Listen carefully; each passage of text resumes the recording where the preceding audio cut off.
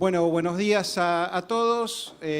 Como se mencionaba aquí, bueno, agradecer al dueño de casa sí, la posibilidad que nos brinda de tomar conocimiento de esta iniciativa interesantísima, ¿sí? Cuando nos vamos solamente del objetivo de producir y tratar de hacerlo de una manera sustentable, más allá del fin noble que planteaba él en su último razonamiento, estamos pensando en los nuevos requerimientos de los consumidores, ¿sí? Mercados que están preocupándose cada vez más por este tipo de cuestiones, ¿sí? Bienestar animal, sustentabilidad, están entrando cada vez más en la agenda.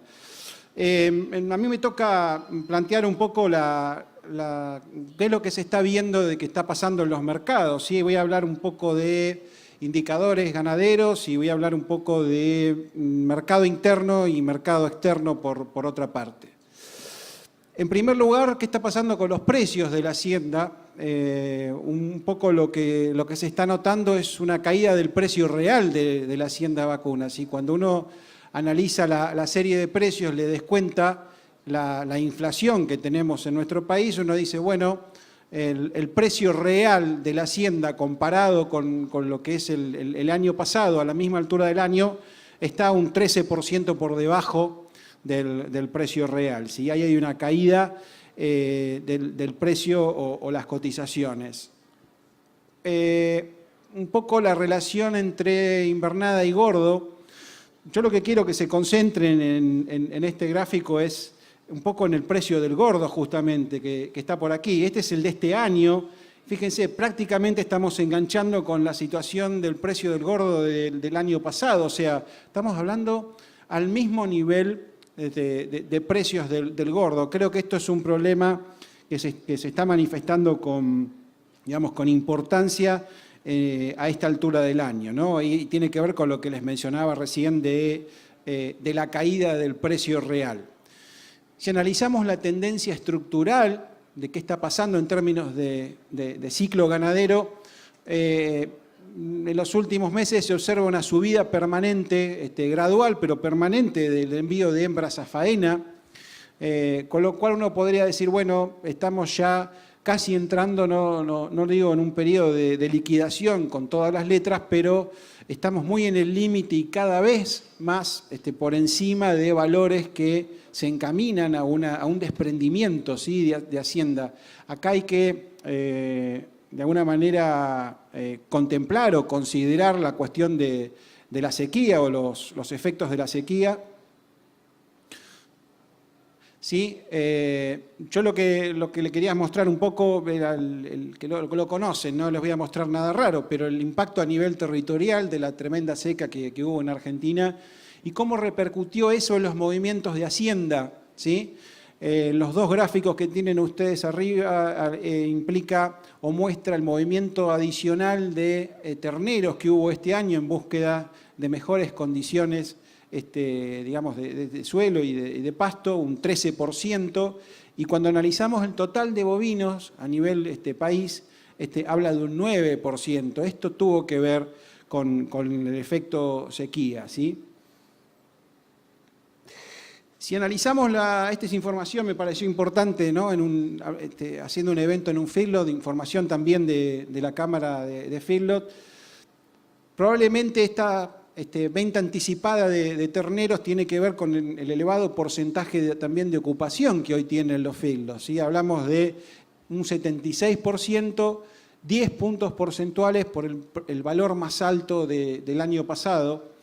Y ahí a futuro, bueno, los dos interrogantes, ¿no? Si esto puede llegar a tener una salida más concentrada o si los feedlots, sobre todo los feedlots asociados a la Cámara, están en condiciones de ir regulando esta cuestión con distintas estrategias de alimentación y evitar justamente esa cuestión de efecto puerta 12, como habitualmente se le dice. Pero estamos en una situación tanto estructural, como les mostraba, por el porcentaje de hembras a faena, como coyuntural, derivada de estas terribles consecuencias desde la seca. Bueno, estamos con un mercado verdaderamente bien abastecido de hacienda y de carne.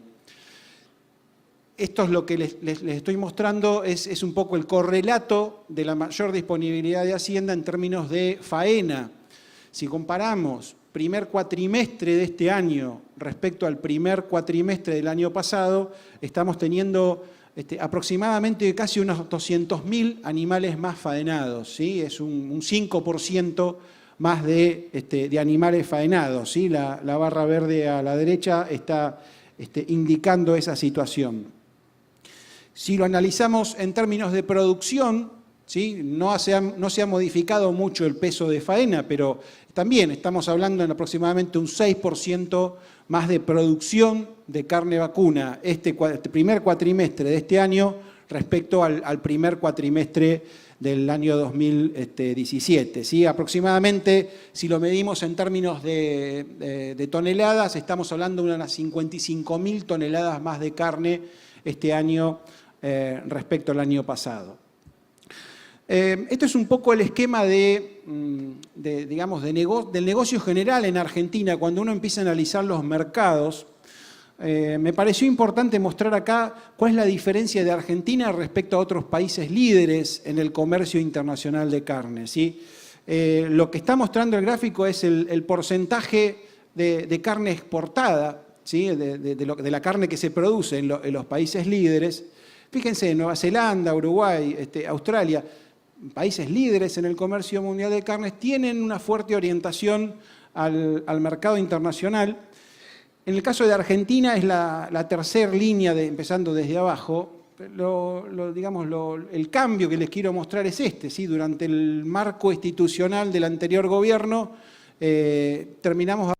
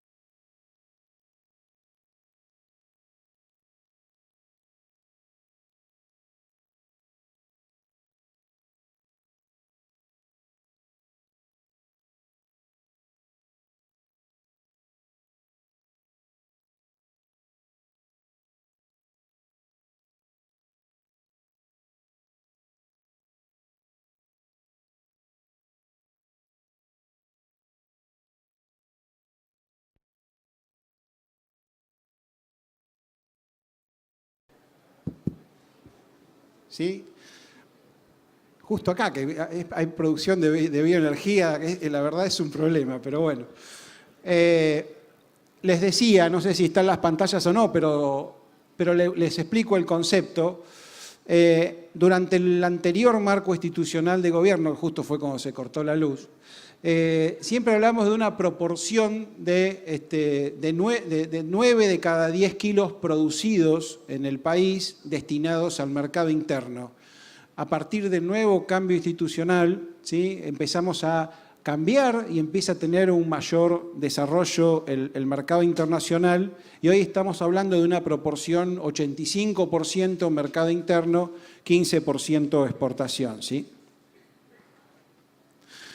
Cuando uno analiza el perfil de faena de Argentina, que es consecuencia justamente de lo que ha sido de los últimos años, y específicamente cuando lo analiza en términos de la producción en feedlots, queda claro que los feedlots de nuestro país terminan siempre con un 70% de su oferta de Hacienda con un perfil destinado, digamos, o apto para el mercado interno, ¿sí? Estamos hablando 70% de Hacienda de tipo liviana.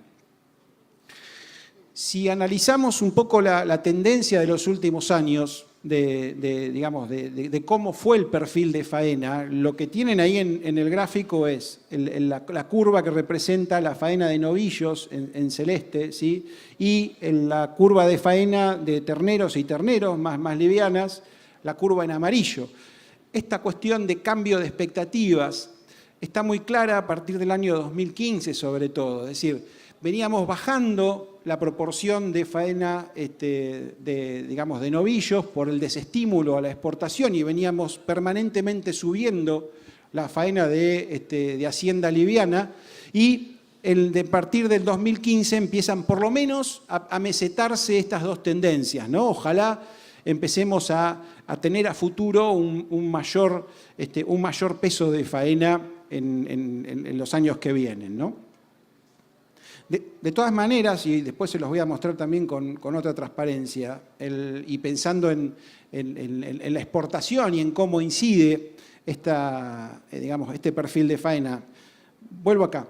Fíjense, acá estamos pegando un salto importante de exportación ya y estamos haciéndolo con una faena de novillos bastante parecida a la de los años anteriores. Con esto quiero decirles, hoy por hoy, el negocio de exportación o el salto del negocio de exportación lo está sustentando o está siendo apoyado en base a la faena de vacas, ¿no?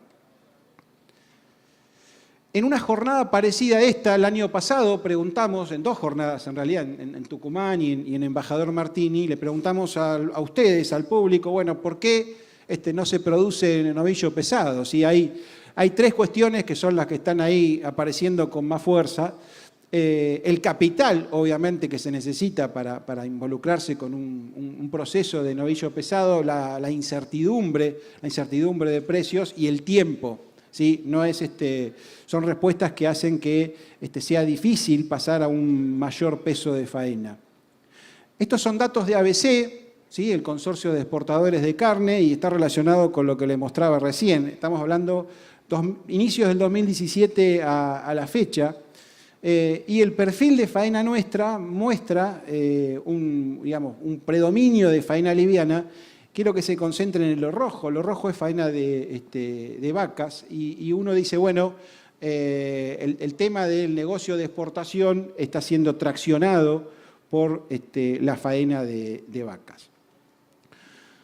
¿Qué está pasando a nivel sociedad? ¿Sí? Porque si decimos que tenemos un negocio sustentado hoy por hoy 85% en mercado interno, es importante saber qué está pasando y cómo está jugando las variables que definen el consumo de carne. En principio, estos son datos de CAME, una de las cámaras empresarias minoristas. Yo siempre los muestro porque es el termómetro de lo que pasa con el consumo a nivel general en el país. Primer cuatrimestre, consumo de bienes y servicios de Argentina cayó un 1,9%, ¿sí? 1,9%, respecto al primer cuatrimestre del año pasado. En el mismo periodo, primer cuatrimestre, tenemos un consumo de carne vacuna de casi 55 kilos y que cayó respecto al año pasado apenas un 1,3%. ¿Con esto qué quiero decir? Dentro de todo, de la complicación que hasta acá manifestó el mercado interno, justamente para apalancar el consumo, la carne vacuna, desde la demanda, ha encontrado una aspiradora, digamos, de carne y hoy por hoy seguimos teniendo uno de los consumos de carne más altos del mundo. Después vamos a ver alguna diapositiva. Evidentemente, el problema más serio que estamos teniendo es ¿sí? Lo vengo mostrando por ahí en otras charlas, ¿no? Pero tenemos una inflación extremadamente alta comparada con nuestros vecinos, rozando la normalidad, ¿no es cierto? Y lo increíble de cuánto cuesta bajarla.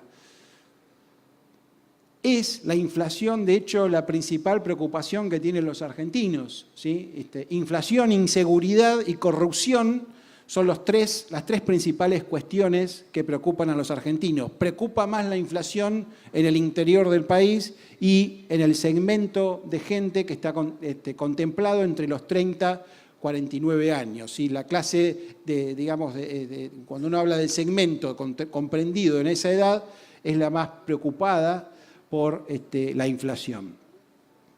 Esta es la realidad, ¿sí?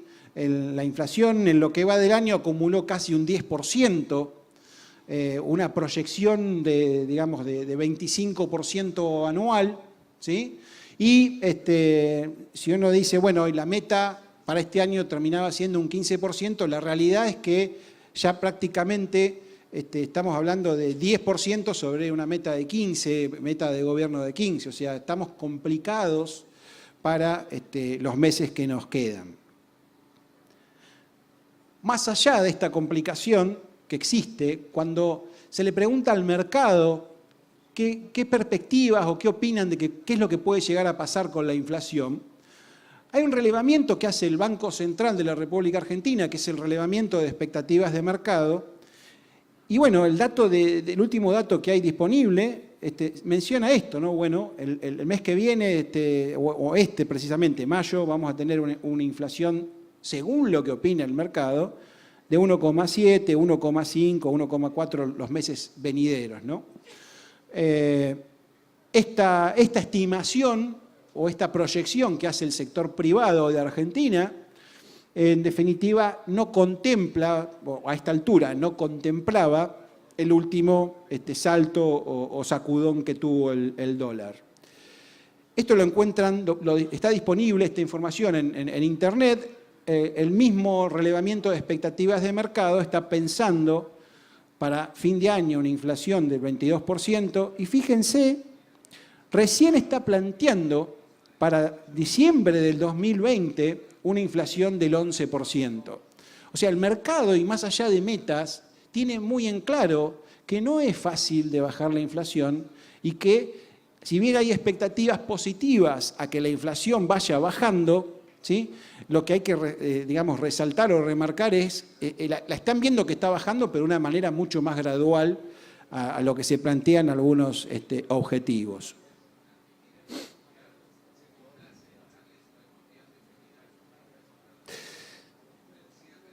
Después de ese relevamiento de expectativas que le mostrabas, vino la cuestión del dólar y digamos, la corrida que tuvimos en los últimos días. Argentina tuvo un impacto mucho mayor que en los países vecinos y en otros países del Mercosur. Ahí está un poco planteado el impacto. ¿Qué puede pasar a futuro? O sea, lo que hay que terminar de entender acá es que algo de la subida del dólar va a trasladarse a inflación, ¿sí? Algunos ya hablan de este mes un piso no de 1,7 como se mencionaba ahí en expectativa, sino ya un piso de 2% de inflación mensual. Lo concreto es que tenemos en los próximos meses otro factor adicional que va siguiendo o poniendo a prueba el poder adquisitivo de la gente, ¿sí? Algunos hablan de una proyección de caída general de consumo de un 1,7%. Si a esta situación general le sumamos que estamos actualmente en un entorno en donde tenemos un elevado consumo de proteínas cárnicas y un elevado consumo de pollo y cerdo, este es otro factor que va a presionar el valor de la carne a nivel minorista, y si vamos para atrás, obviamente terminamos en el gordo y así para atrás en la cadena, ¿no?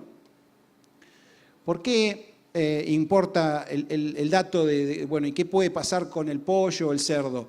Son dos productos que en los últimos años, en términos estructurales, se han venido abaratando, ¿sí?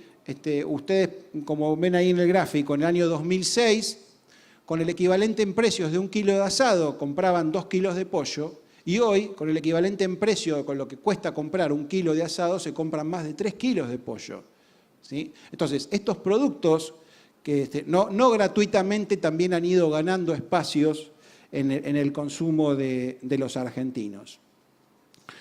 Hace un ratito me preguntaban en una entrevista, bueno, cómo juega el dólar y cómo juega el tema de los precios del maíz en el feedlot. También interesa saber qué es lo que puede llegar a pasar, sobre todo por el impacto que tienen los sistemas de alimentación con el precio minorista de pollo y de cerdo. Tanto Domenech por el lado de los pollos como Uccelli por el lado de los cerdos manifiestan incrementos de costos de producción, sobre todo por el salto del maíz, entre 35 y 40%. Lo que hay que ver es cómo se traslada o se transmite este incremento de costos a nivel minorista, ¿sí? Fíjense, esto es una noticia que bajé desde febrero del 2018, del mes de febrero, y ahora le voy a mostrar su correlato, o sea, haciendo alusión justamente a esto, ¿no? Por la suba de costos, cómo se va trasladando esto a nivel minorista. En el caso del pollo, esto es Córdoba. El instituto hace un relevamiento de precios en Capital Federal, Gran Buenos Aires, Córdoba y Rosario. Yo les muestro acá el caso del AMBA, de Capital Federal y Gran Buenos Aires. El gráfico de la derecha, ¿sí? Ustedes tienen arriba el precio de carne vacuna, de pechito de cerdo y de pollo, abajo. Pero concéntrense en esta historia. Las tres carnes han ido por debajo de la inflación, ¿sí? Han estado 13% interanual el aumento del cerdo, pechito de cerdo, y entre un 16 y un 17% en el caso de carne vacuna y pollo. Pero esta cuestión del incremento de saltos digamos, de costos de producción, muy relacionado con el maíz, se vio bien claro en el caso del pollo. O sea, hubo un intento de traslado de estos costos de producción al consumidor. Fue bastante elevada la pendiente del incremento del precio del pollo, ¿sí? Pero el dato que me gustaría resaltar es esta nueva caída, es decir, hay posibilidades de trasladar al consumidor saltos de costos de producción en este tipo digamos, de producciones. El último mes, el último dato que tenemos, el precio del pollo rebotó y bajó un 7%, ¿sí? Un 7%. Entonces, a modo de reflexión hacia adelante, uno dice, ojo, porque la carne más barata que tenemos hoy disponible en Argentina le puso un freno a el salto o el intento de traslado de precios al consumidor. Para mí eso es una señal de que el consumo verdaderamente está, no digo contra las cuerdas, pero está en una situación bastante complicada.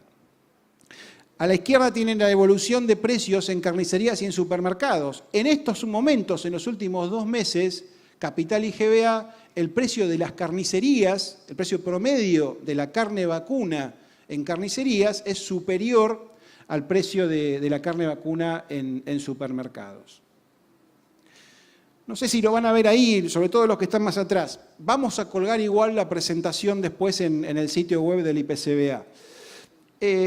En esta cuestión de sustitución, digamos, de cómo se distribuye la canasta cárnica contemplando carne vacuna, pollo y cerdo, me pareció interesante mostrarles esto, porque acá tienen a la izquierda la evolución de precios en carnicerías y acá en supermercados, ¿sí?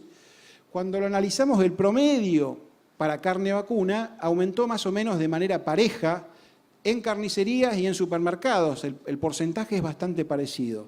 Ahora, cuando uno se fija en los sustitutos, ¿sí?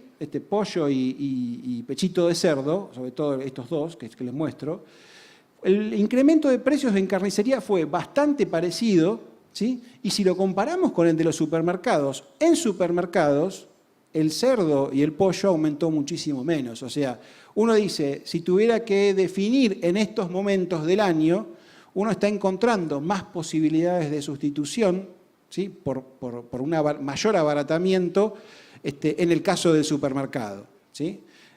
Tanto cerdo como pollo encuentran ahí un menor salto de precios respecto a lo que son las carnicerías.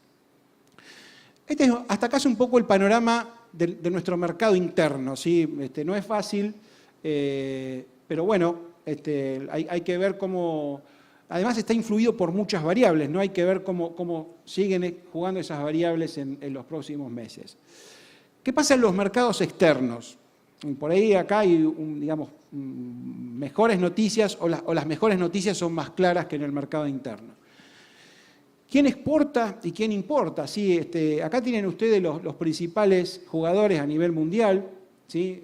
Australia, Brasil, Nueva Zelanda, en fin, nosotros aparecemos por acá, ¿sí? Empezamos o volvimos a aparecer en el podio después de unos años de haber estado bastante en caída libre. ¿Quiénes son los principales compradores de carne vacuna? ¿Sí? Lo más rescatable es esto. China y Hong Kong hoy se están llevando la principal porción en materia de importación de carne vacuna a nivel internacional. ¿Sí? Bueno, Japón, Singapur, ahí aparecen otros países, Corea del Sur. Acá me gustaría resaltar, ¿no? Argentina, Rusia. Argentina, en realidad, de los principales países importadores, sacando China y Hong Kong, los 4 que le siguen por lo menos no están operativos. ¿Sí? O sea, Argentina tiene que buscar más esfuerzos en abrir cada vez más mercados. Este es un cambio importante que quiero señalarles en materia de demanda de carne a nivel mundial. Fíjense, no hace muchos años, 2001, 2005, más o menos la demanda de carne a nivel mundial estaba repartida entre la demanda que venía de países desarrollados y la demanda que venía de países en vías de desarrollo. Hoy empieza a cobrar cada vez más importancia la demanda de los países emergentes o la demanda de países en vías de desarrollo. Esta es una transparencia que suelo usar así en las presentaciones, por ahí alguno la ha visto en alguna otra charla, pero siempre la muestro para mostrar que esta cuestión de los mercados o estos movimientos, vamos hacia mercados cada vez más fragmentados y mercados cada vez más sofisticados. Esto es un esquema que han trabajado los australianos, ¿sí? En donde, a ver, ¿qué hay en los ejes? El precio vivo, peso de carcasa de los animales. Acá abajo tenemos la edad en meses, los dientes de los animales. Y los australianos tienen muy en claro que ellos son proveedores de distintos mercados, ¿sí? USA, Japón, Corea y USA, Unión Europea, el mercado doméstico. Y tienen en claro, en definitiva, cómo los requerimientos de calidad para esos mercados son distintos según las posibilidades productivas y los manejos productivos que yo tengo que hacer, ¿sí? Desde pasturas malas a pasturas mejores van modificándose los tiempos con los cuales yo llego a tener la disponibilidad de carne para cada mercado y también las posibilidades de suplementar o meter más grano en esos esquemas acorta y acelera la disponibilidad de carne para cada lugar. Yo lo que digo es que no hay que entrar acá en discusiones si carne de pasturas o carne de feedlot. El concepto que quiero resaltar es el de tenemos posibilidades desde Argentina para producir todo tipo de carne y en el mundo hay distintas exigencias. Y estos son distintos niveles de gradientes de grasa que uno encuentra en distintos sistemas como Estados Unidos, Australia o el mismo Japón. Y uno ve que en realidad los requerimientos de grasa plasmados a través de distintos sistemas de clasificación o tipificación son muy distintos justamente. Bueno, esto hay que tenerlo en cuenta en términos de qué tipo de animal uno termina jugando o apostando a cada mercado. Las perspectivas del mercado internacional son buenas, muy buenas diría. La última proyección que hizo el Departamento de Agricultura de Estados Unidos el mes pasado está planteando un incremento en el comercio de las exportaciones de carne. Estamos en un nivel, si ustedes lo comparan con años anteriores, mucho más alto. El USDA prevé que va a haber un crecimiento del 5% en el comercio internacional de carne y dentro de ese 5% Argentina, como país exportador de carne vacuna, es el que más va a crecer, ¿sí? El USDA está haciendo una proyección de casi el 20%, ¿sí? de crecimiento. Por ahí hasta se puede llegar a quedar corto, si Dios quiere. Argentina en estos momentos está alcanzando un pico de exportación, yo le diría el mayor en los últimos 8, 9 años, ahora lo vamos a ver. Estos son los datos que comparan exportaciones del 2017 de Argentina respecto al 2016, año contra año. Ya 2017 contra 2016, nuestras exportaciones habían crecido, como dice acá, un 32,6%. ¿Sí? Dato interesante. Y fíjense, China, dentro de lo que es el promedio de un 32%, creció un 71%. Este primer trimestre, el primer trimestre de este año, Argentina muestra respecto al primer trimestre del 2017 un crecimiento de casi el 57%. ¿Sí? Ese es un poco el salto que pega Argentina en términos de crecimiento este primer trimestre. Acá está el dato que yo les decía. Y fíjense, China, 92%, y Rusia, 362%. Fíjense el salto que está metiendo o presentando Rusia este primer trimestre del año. Hoy hablaba el presidente del instituto de la importancia de tener una buena integración de lo que es la media res. Esto es un poco un esquema, ¿no es cierto? Bueno, ¿dónde va a parar cada parte de la media res de Argentina? Esto no solo es en términos de partes, a dónde se desarma y a dónde van a parar, sino también a qué precios se consiguen en los distintos mercados, ¿no? En el último año, cuando uno analiza trimestre contra trimestre, los precios han estado con una leve caída del 5,6%, pero rescato el caso de China, ha crecido el precio 6,5%, y rescato el caso de Rusia, que ha crecido un 10,4%. ¿Sí? La integración entre evolución de precios y evolución de volúmenes nos da que tenemos un crecimiento en valor de casi un 50%. Ahí fíjense cómo se están tonificando las exportaciones. No me voy a detener mucho, estas fueron algunas medidas que hacen o que favorecen una mayor exportación de carne en nuestro país. ¿Sí? La eliminación de las retenciones, la instauración de reintegros, intentos por transparentar la cadena, todo esto juega y tiene que ver con ese repunte de las exportaciones. Así como el dólar puede tener un correlato negativo en el traslado a precios y la inflación en Argentina, para la industria exportadora es buena.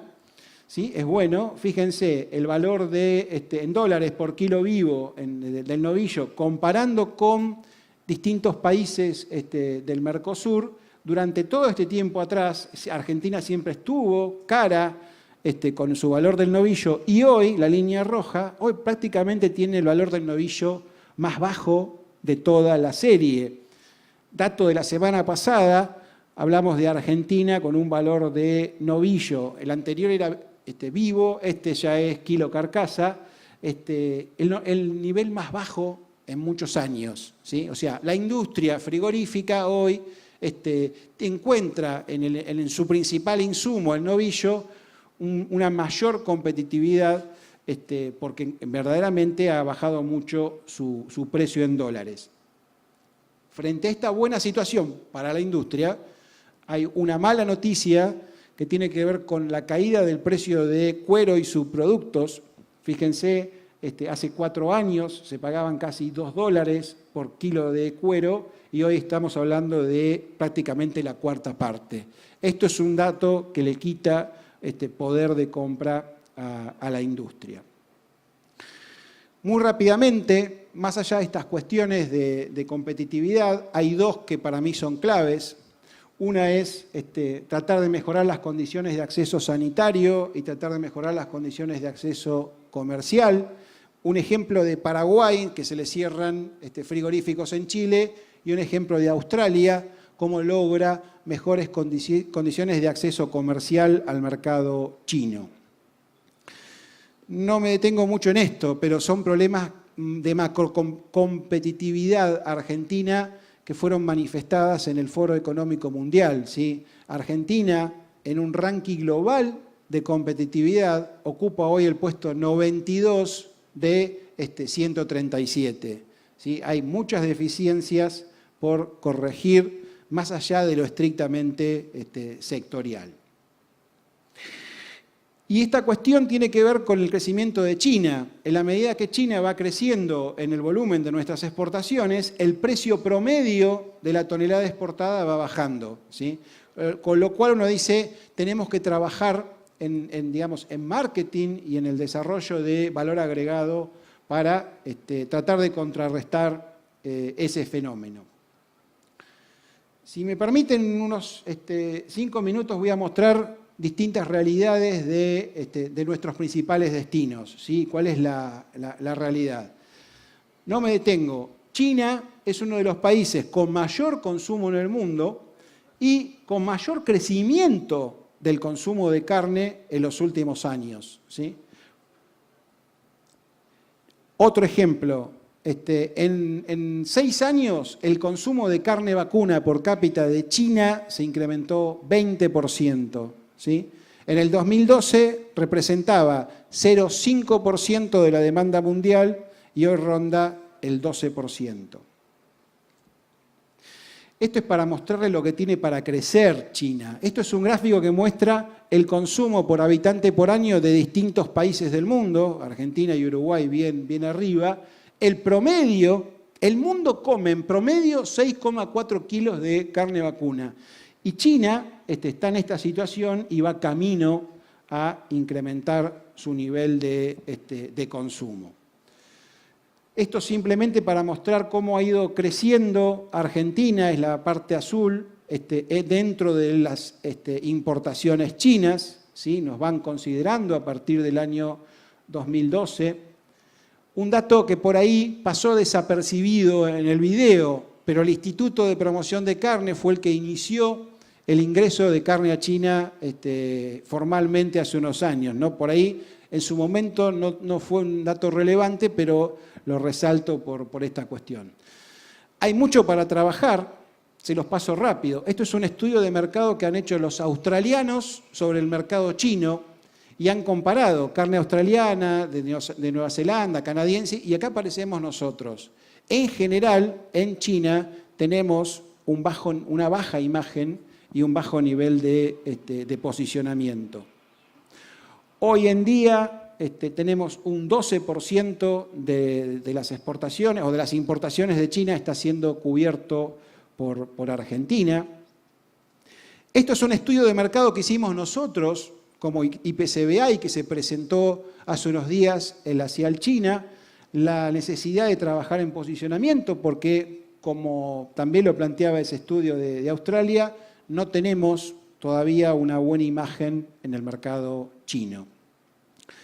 Sí, un dato que salió de la última feria de la CIAL, empieza a haber algún interés por los cortes de mayor calidad, o sea, no solo por los cortes de menor valor por tonelada, sino por los de mayor calidad. Estas son algunas de las acciones de marketing que ha hecho el IPCBA en la CIAL China. Si el instituto participó la semana pasada con un stand de 1.000 metros cuadrados, con 27 empresas exportadoras de carne de Argentina. Y fíjense el esfuerzo que está haciendo el instituto en materia, las primeras acciones en materia de promoción, ¿no es cierto? Verdaderamente con mucha presencia a nivel no solo de la feria, sino también en vía pública, con publicidades de carne argentina. Salgo de China, mercado de Unión Europea, datos del Ministerio. Probablemente este sea el año en que Argentina vuelva a acercarse casi al 100% del cumplimiento de cuota Hilton, que durante muchos años estuvo subejecutada, y también está creciendo en materia de cumplimiento o de aprovechamiento la cuota 481, ¿sí? La carne justamente que tiene que ver con la producción en feedlots. Acá tienen tanto lo que es Hilton, lo que es cuota 481 y lo que es extra cuota, cómo va creciendo en los últimos años y recuperando terreno en la Unión Europea.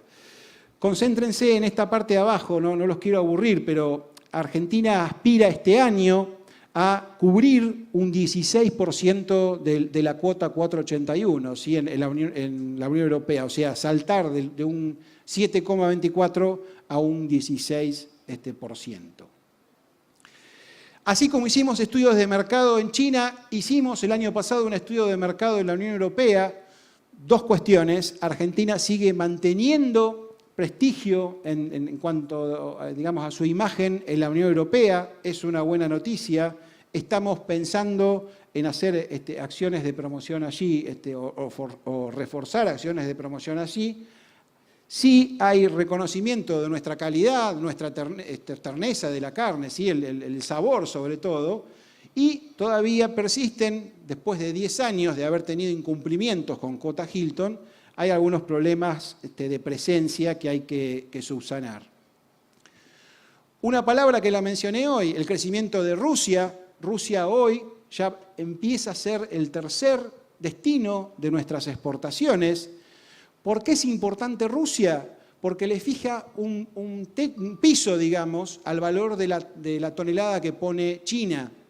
Cuando los rusos están fuera del mercado, no compite China y nos puede bajar un poco más el precio. Por eso es importante la recuperación de Rusia como mercado. Israel, que es otro de nuestros mercados, menciono ahí a futuro alguna definición que va a tener que tomar la industria, que es modificar su cajón de noqueo para poder cumplir con el ritual kosher que va a exigir ahora Israel a partir del mes de junio. Esto complica, por un lado, la capacidad operativa, pero hay que tomarlo en serio como un requerimiento de mejoramiento de condiciones de acceso a mercado. Para ir terminando, esta es una nota, un artículo que salió en febrero de este año.